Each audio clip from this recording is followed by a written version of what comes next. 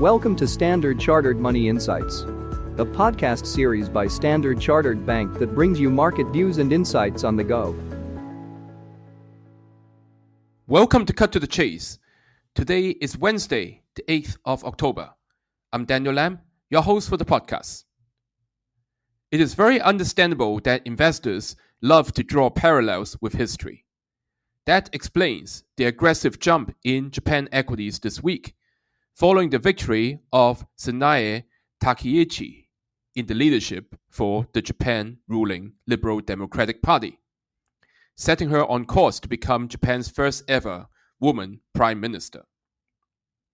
Now, she is a strong champion of Abenomics, which lifts the market expectations of more fiscal spending and a less hawkish monetary policy.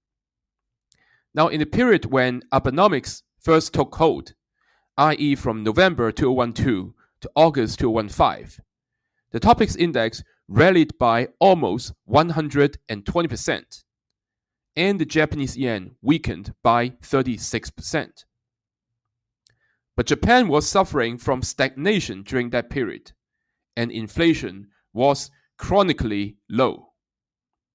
That justified an aggressive easing of monetary policy.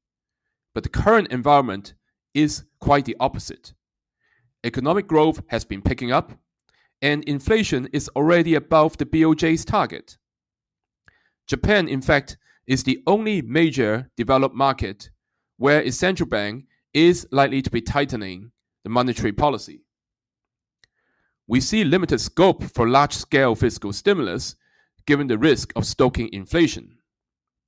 Moreover, we believe there's limited downside for the yen, as Takaichi's win only delays a BOJ rate hike as wage pressures persist.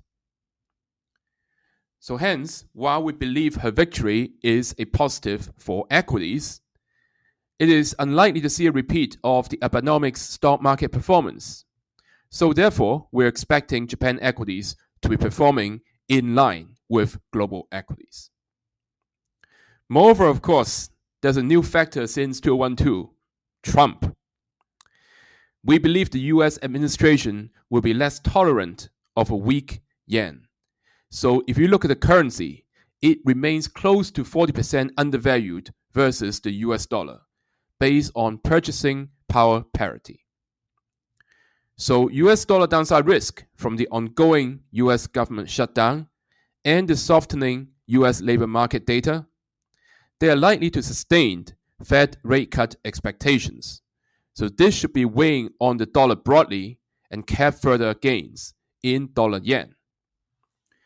Overall, we do see a broader US dollar pullback and limit yen appreciation, bringing the pair back towards our 3-month target of 145.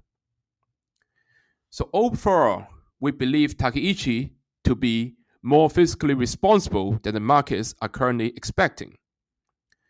So her policy priorities include uniting the party, which recently lost its majority in both houses of the parliament. Also, she will be accommodating veteran finance ministers into the cabinet. That signal fiscal prudence, which means that broad sales tax cut is unlikely. She'll also be doing targeted stimulus for low-income household and also giving support for national priorities such as semiconductors, nuclear power, and infrastructure sectors. Finally, she will be letting the BOJ to gradually raise policy rates in order to counter inflation. That is all from me for today. As always, if you enjoy this podcast, please don't forget to rate and like it. Thanks for listening, and we wish you a happy day ahead. Thank you for listening to Standard Chartered Money Insights, a podcast series by Standard Chartered Bank. For more details, visit Market Views on the Go on our website or click the link in the description.